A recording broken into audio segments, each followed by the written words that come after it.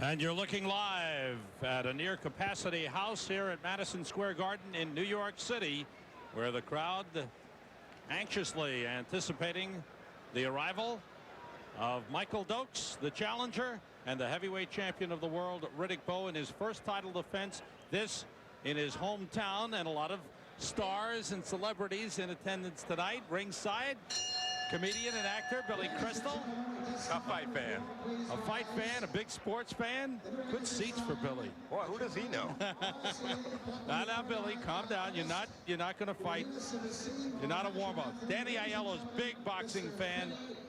Fine actor in attendance here at the Garden. And here comes the IBF and WBA heavyweight champion of the world, Riddick Bowe, having renounced the WBC version, defending for the first time since winning the title. Now, since winning the title, Riddick Bowe has had done a lot of good things. He's been out making appearances. He's been involved in charity work. He's been involved in helping his family out. He's planning his future and future travels, an audience with the Pope, a trip to South Africa to meet Nelson Mandela, a trip to Somalia. Are these distractions, have they taken away from his focus on tonight's fight? You cannot tell till after the fight, because all those things that he's doing is wonderful for the image, but he makes his living inside the ring. And if he does not show a good performance tonight and subsequent nights, there will be no extracurricular activities. Michael Dokes looks like a fighter when he comes in the ring. He's got that worn face, that leathery face. He knows what he has to do. Riddick looks very relaxed. I mean, the pressure could really be smothering him. Now, does he have to make a good showing here? His hometown crowd, big crowd here at Madison Square Garden. Does he need to solidify himself as heavyweight champion of the world? He has to do it and look good. By solidifying, he has to win the fight impressively. But don't be anxious. If you come out and look real sloppy and don't get the knockdown, people are going to remember that. He just has to take his time, follow Eddie Futch's game plan, and everything will fall into place. And there's a miracle in itself. Just 2 weeks ago, Eddie Futch was in a hospital suffering from heart problems, and he is back. And he's really a key man in the corner of Riddick Bowe. He has helped mold this man into heavyweight champion of the world. He is a genius. He is one of the few people, very few people in boxing who you can use the term nice and boxing in the same sentence. He is a great human being. Keep punching, you move back. Keep doing it, keep him backing up. Don't let him come to you. Go to him with your jab now. That's it. Do it again, double it up. And follow up. When he comes back to the corner, it ain't been a workout. And I look at him, he's a little boy.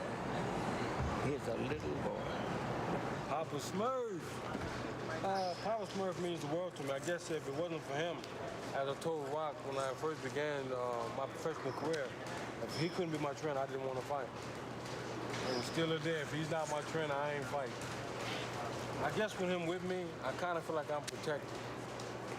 He's been through this thing before. He's done it several times, and he knows what they expect and when they expect it. And so, by having that in my corner, you know, I'm okay. He can do whatever he wants to do, whenever he wants to do it. Sometimes I get a little frustrated when he doesn't go all out, doing the things that I know that he can do. I know he's the best heavyweight in the world today. I know that. But I'm the kind of guy who likes to have it show. My junior high school teacher brought in a tale about Muhammad Ali, and he proclaimed that he was the greatest. And I said, how could that be? Because prior to seeing the tale about Muhammad Ali, I always thought I was the greatest. He had mentioned that Ali being his idol. And there are others, you know, that he had picked up some of their habits, you know, some of their techniques. But Ali principally. Today, he's Muhammad Ali. Tomorrow, he's somebody else. I said, I'm going to help him find Riddick Bowe. You got to keep in mind, being a young kid, and that's all you know, and that's all you watch. So you try to emulate a guy. I think Ali was more, I don't know, I wouldn't say talkative, but he was more boisterous, and he had a lot more to him than I do. I realized as I got older that it was better that I was Riddick Bowe. 1993 was a good year to be Riddick Bowe. He was a heavyweight champion of the world. But Mark, you knew Riddick before them days when he was just a 14-year-old kid in Bed-Stuy boxing gym in Brooklyn. Yes, he was very lazy, but at the same time he was funny, but he listened to George Washington, our trainer at the time, and that kept him going. And he would fight and fight and fight in the gym, just sparring different guys. But he turned out to be a great champion. Yeah, George Washington, legendary Golden Glove trainer, and Riddick Bowe then would be in the company of another great trainer, Eddie Futch. What kind of influence was Eddie on Riddick then as a pro? Well, Eddie was a great influence on him because he needed someone similar to George Washington. Well, Eddie Futch was a big influence on him because he needed someone to really guide him that he can trust. He trusted, George Washington, and he trusted Eddie Futch, and that was a good influence for him. Always mark of a good champion, having a great trainer. Oh, yeah, definitely. Well, let's go catch the action of Riddick Bowe take it on Michael Dokes.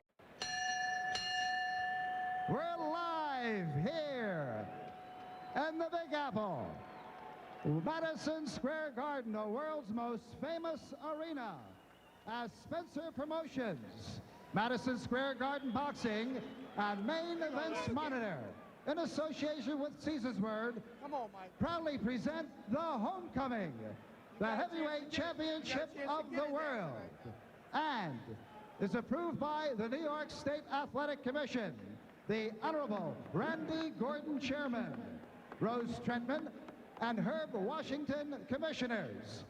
Is sanctioned by the IBF, the Honorable Robert W. Lee President, Ms. Mariam Muhammad, the supervisor in charge at ringside.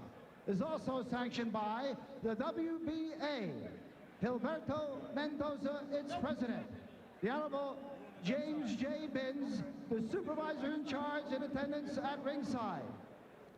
The chief physician in attendance at ringside this evening is Dr. Barry Jordan, along with his two fine colleagues, Dr. Billy Lathan and Dr. Rufus Sadler. The timekeeper to bell is Cecilio Tito Pedraja.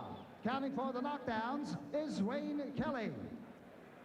The judges, Don Ackerman from Oneida, New York, Sheila Martin from Norfolk, Virginia, and Luis Rivera from New York City.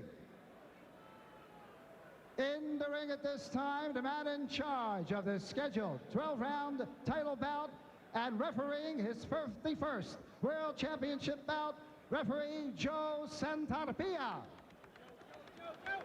And now, my good friends, introducing the principals. First, in the blue corner, wearing the red trunks with the white trim, he tipped in at an even 244 pounds. Professionally, he has 50 wins, 3 losses, 2 draws, with 32 knockouts. He is ranked currently number 8 by the WBA and number 11 by the IBF.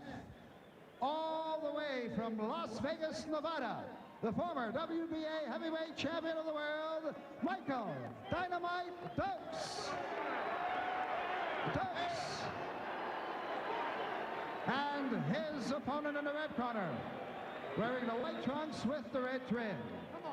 He weighed in at an even 243 pounds. This young man is undefeated in 32 pro bouts with 27 knockouts. He is the IBF and WBA heavyweight champion of the world from Brooklyn, New York. Here he is, Riddick Big Daddy Bowe.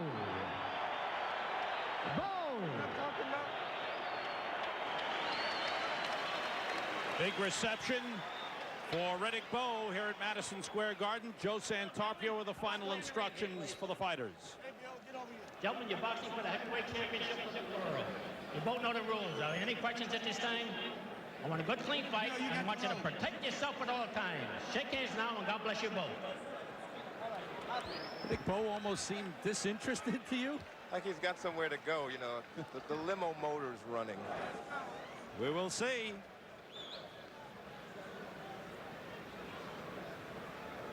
Michael Dokes and the champion. There is a tremendous amount of pressure on this young man. Pressure to win, pressure to perform well in front of his hometown. You couldn't tell it, though. No, he looks very calm. It's like a Golden Glove bout for him. It's just. And here we go. And Dokes is late getting out of the corner. They were slow putting the mouthpiece in. And Bowe starts off with the jab. You can see Dokes is trying to figure out how to get in. And it's a good jab by Riddick Bowe.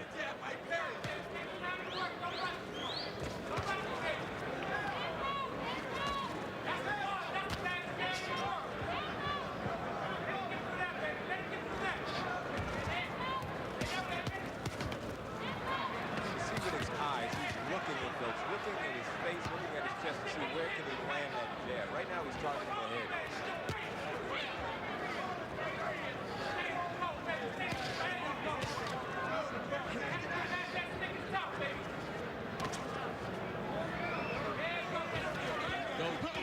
Bowe coming up just a little bit short with that left-right combination. Bowe's been sharp with his jab. Just missed with the right hand. That right didn't miss. Good combination. Dokes is stunned. Answered back with a left hook. A three-punch combination by Riddick Bowe. Dokes in trouble. Dokes is hurt against the ropes. Joe Santarpia steps in. It'll be a standing 8 count. Unless he ruled it a knockdown. The way he fell into the ropes, it looked like it should have been, but it was the count. Dokes in trouble. This may not last very long. Another left scores for Bowe. Heavy punches by the champion. Dokes isn't trying to clinch or do anything. He's trying to fight out of it. By Dokes, but he took one as well. Bowe is not hurt. That's it. That's it. Dokes is hurt bad. Dokes is out on his feet. Wobbled again, down on the second strand of the rope. He's defenseless now. Santarpia steps in, and that's it. The fight is over. It lasts just a little over 2 minutes.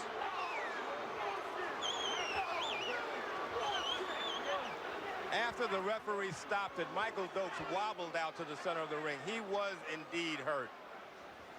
Michael Dokes protesting to New York State Athletic Commission Chairman Randy Gordon. Sterling McPherson, the advisor to Michael Dokes, was irate. But Riddick Bowe came in and took care of business. It was a mismatch in the sense that Michael Dokes had nothing to keep Riddick Bowe off. I'd rather see a fight stop 1 or 2 punches too soon than to have what happened to Michael Dokes against Razor Ruddick. And though the Dokes people are still upset, I don't think there's any question about what the outcome was going to be. No, if it hadn't happened, then it would have happened maybe 10 seconds later. The fans want to see more, but Dokes is very visibly upset walking around. Well, I think it's safe to say that Michael Dokes is done. Yes, he is. He could not stand the barrage and the power of Riddick Bowe. So many times that Riddick landed, Michael Dokes just sagged back on his legs. His legs buckled. There it is again. Dokes trying to work the body, but once Bowe found the range with the left, oh man. There's no way Michael Dokes can get inside that reach. Set it up. What a beautiful setup with the jab and the straight right hand. And there you can see Dokes wobbling. Yes. Look. And only the ropes kept him up there. Exactly. Riddick Bowe is too big and too strong for most heavyweights today. He is a powerful young man. Joe Santarpia stepping in. Dokes just taking a pounding. And the referee stopping the fight. And though the fans are upset, and understandably so, they wanted to see more of this championship fight. it was just a matter of time. There's Dokes just taking a beating. But it's not a question of Dokes giving up. He just was outgunned. Yeah. There was nothing he could do to put himself into the fight. He stayed outside. He ate the jab. He came inside. He got battered. He's wobbly right there. As he went into the corner, he's wobbling. And I think that's what convinced referee Joe Santarpia as he staggered back in, only the ropes keeping him up. Riddick Bowe with his wife, Judy. Maybe the limo motor was running, and he had to get out of here. I mean, I understand where Michael Dokes is coming from. Give me a chance. This is my chance at the heavyweight championship. But you were getting battered all over the ring. There's the official announcement. Joe Santarpia stops this bout at 2 minutes and 18 seconds of the first round, and a winner by a TKO, and still the heavyweight champion of the world, Riddick Big Daddy Bowe. 2:19 of the first round. The fight is stopped. Riddick Bowe has successfully defended his IBF and WBA championships. All right, let's take a look at this fight, which lasted 2 minutes and 19 seconds from the opening bell. We'll watch it from beginning to end. And here it is. Dokes late coming out of the corner.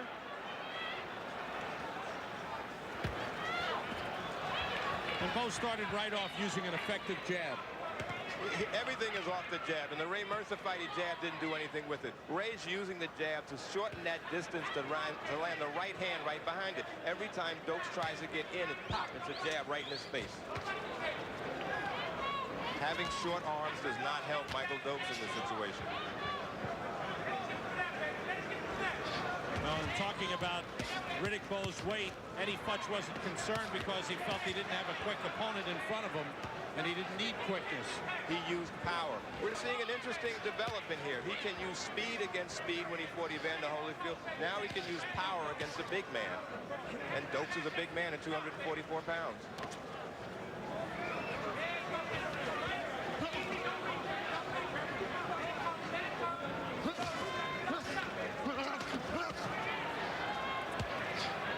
Sharp jabs by Bowe, setting up the good right hand.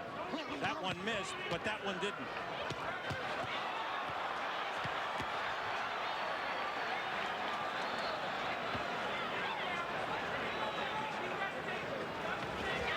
And here's Bowe. There it's where it starts. That's where the downfall of Michael Dokes began. He just has no desire to get inside, really, because all he's going to do is get hit. If you look at Michael Dokes' eyes, it's still kind of clear, but he's hurt, and Riddick knows it. That's why he's going for the kill here. Every time Dokes tries to throw a punch, he's short because Riddick just pulls away from him. He landed a good left, but Riddick still caught him. He's out on his feet right at this point. You would think a veteran like Michael Dokes would grab Riddick Bowe, but he's out on his feet. That's why. He staggers into the ropes. I mean, that was enough for the referee to stop it. And he wobbles out trying to tell the ref that he still wants to keep going.